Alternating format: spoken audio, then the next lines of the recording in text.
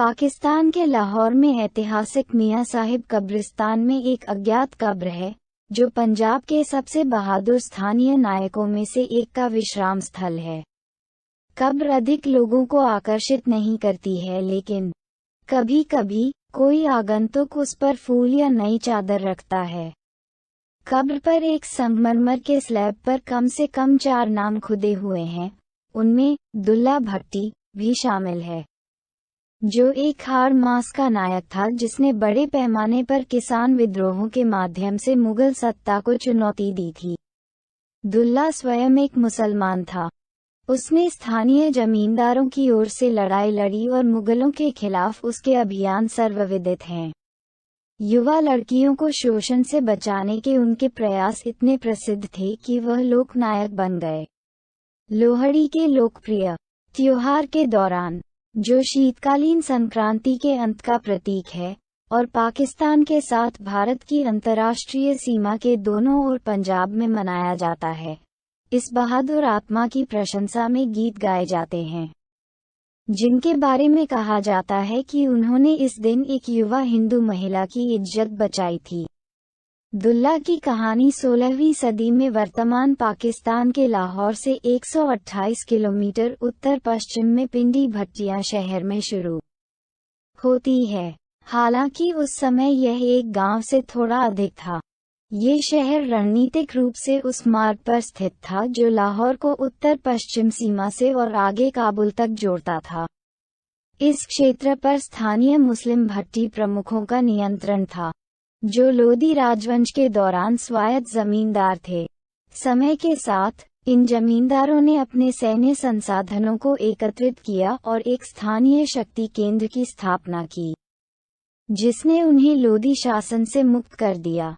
16वीं शताब्दी में चीजें बदलनी शुरू हुईं, जब 1526 ईस्वी में बाबर ने उपमहाद्वीप में मुगल साम्राज्य की स्थापना की।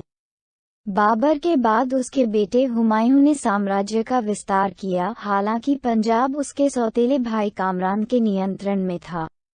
हालांकि 1540 ईस्वी में भाइयों को अफगान जनरल शेर शाह सूरी द्वारा निर्वासन के लिए मजबूर किया गया था, जिन्होंने हुमायूं को हराकर सम्राट के रूप में कार्यभार संभाला था।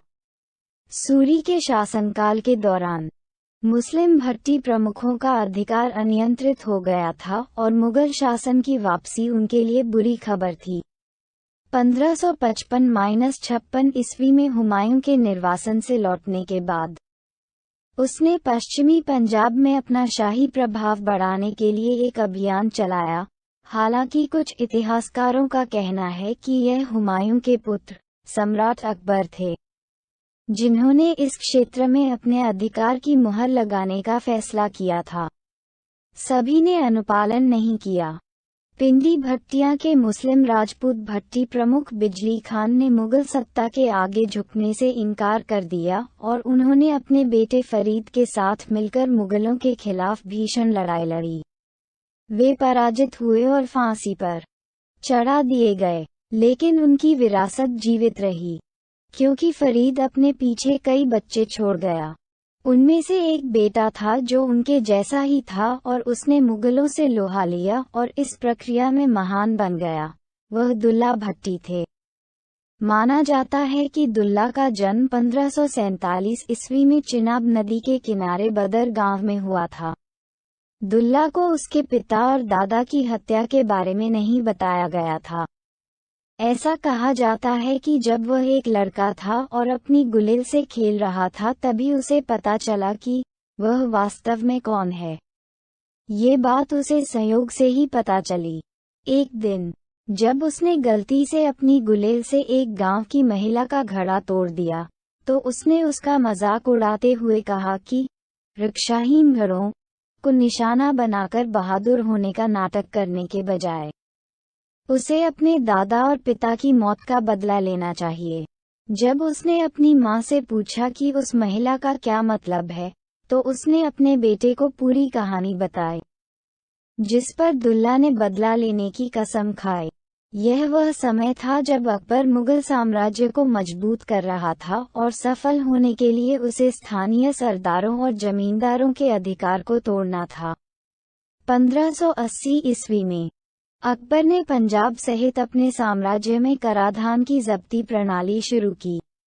यह एक ऐसी व्यवस्था थी जिसने जमींदारों के अधिकार पर काफी हद तक अंकुश लगा दिया। इसके अलावा एक फौजदार या मुगल प्रशासक नियुक्त किया गया था। फौजदार, जिसे कर एकत्र करने के लिए जमींदारों के साथ समन्वय करना था, को एक छोटी सेना जुटाने और विकास परियोजनाएं शुरू करने की भी अनुमति दी गई थी। नई व्यवस्था ने जमींदारों की आर्थिक और राजनीतिक स्वतंत्रता से गंभीरता से समझौता किया। इसलिए दुल्ला भट्टी ने शाही सत्ता के खिलाफ किसानों को एकजुट किया। उन्होंने मुगल कारवां को उस क्षेत्र से गुजरने से रोकने की कसम खाई, जिसमें वह मार्ग भी शामिल था जो मुगल भारत को मध्य एशिया से जोड़ता था। फिर 1584 ईस्वी में अकबर ने शाही राजधानी को काबुल और पंजाब की गड़बड़ी से दूर फतेहपुर सीकरी से लाहौर स्थानांतरित कर दिया। वह स्पष्ट रूप से दुल्ला भट्टी जैसे विद्रोही स्थानीय नेताओं और अपनी सत्ता की सीट के बीच यथासंभव दूरी रखना चाहते थे। पारंपरिक स्रोत दुल्ला को एक सामाजिक डाकू कहते हैं, जो एक प्रकार का पंजाबी रॉबिन हुड है, जिसने शाही अधिकारियों को आतंकित किया और उनके खजाने को लूट लिया, केवल अपने लोगों के बीच लूट को वितरित करने के लिए। शायद ही अपने लिए कभी उसके कुछ भी रखा। किसान दुखी थे और करों के बोझ से दबे हुए थे, इसलिए जब दुल्ला ने उन्हें अपने चारों ओर एकजुट होने के लिए कहा, तो उन्होंने उसकी बात मान ली। सरकारी कारवां लूटना अपने उत्पीड़कों को घेरने और चुनौती देने के लिए इस्तेमाल किए जाने वाले कई तरीकों में से एक था। इस प्रकार दुल्ला पंजाब के किसानों के लिए मुक्ति और आशा लेकर आया। वह एक जन्मजात नेता थे और उनका करिश्मा ही उनके व्यक्तित्व में चार चांद लगाता था। उन्हें लोकनायक बनने में अधिक समय नहीं लगा। एक किंवदंती के अनुसार दुल्ला भट्टी ने एक बार अकबर के बेटे राजकुमार सलीम को माफ किया था, जब उन्हें उसके सैनिकों ने पकड़ लिया था। राजकुमार सलीम शिकार के दौरान गलती से दुल्ला भट्टी के क्षेत्र में घुस गया था, लेकिन दुल्ला ने उसे छोड़ दिया, जिसने कहा कि उसका संघर्ष सम्राट के साथ था, उसके बेटे के साथ नहीं। एक अन्य अवसर पर किंवदंती है, अकबर अपने रक्षकों से अलग होकर दुल्ला के सैनिकों द्वारा पकड़ लिया गया था। सरदार के सामने पेश किए जाने पर अकबर को अपनी रिहाई सुनिश्चित करने के लिए मुगल दरबार में विदूषक होने का नाटक करना पड़ा। पंजाबी लोक परंपरा में दुल्ला भट्टी को युवा लड़कियों को शोषण से बचाने में उनकी भूमिका के लिए याद किया जाता है। मुंदरी नाम की एक ऐसी लड़की को एक बुजुर्ग जमींदार से बचाने के लिए दुल्ला उस लड़की का गॉडफादर बन गया और कहा जाता है कि उसने लोहड़ी के त्योहार पर उसकी शादी एक उपयुक्त दूल्हे से करवाई थी। यही कारण है कि उसने इस दिन को याद किया। एक मुस्लिम दुल्ला भट्टी द्वारा एक हिंदू लड़की की इज्जत बचाने की यह कहानी पंजाब और लोहड़ी की मिली-जुली संस्कृति का प्रतीक बन गई। इस अवसर पर यहाँ एक गीत है जिसे पंजाबी अलाव के आसपास गाते हैं। एक सफल विद्रोह का नेतृत्व करने के बाद दुल्ला भट्टी को अंततः पकड़ लिया गया और लाहौर ले जाया गया, जहां 26 मार्च 1599 को उसका भी वही हश्र हुआ जो उसके पिता और दादा का हुआ था। ऐसा कहा जाता है कि जिस दिन दुल्ला भट्टी को सम्राट अकबर के आदेश पर फांसी दी गई थी, उस दिन पंजाबी मुस्लिम सूफी कवि शाह हुसैन लाहौर किले के दिल्ली दरवाजे के बाहर मौजूद थे। दुल्ला भट्टी के सशस्त्र संघर्ष के प्रशंसक कवि ने दुल्ला के सम्मान में निम्नलिखित पंक्ति लिखी। कहाए हुसैन फकीर सैन दा तख्त न मिलदे मुंगे, कहता है ये मामूली फकीर, मांगने से तख्त नहीं मिलते।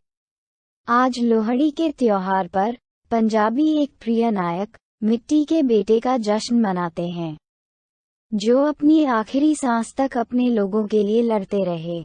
धन्यवाद। यदि आप हमारी मेहनत की सराहना करते हैं तो कृपया इस पोस्ट को लाइक और शेयर करें, और हमारे चैनल को सब्सक्राइब करें।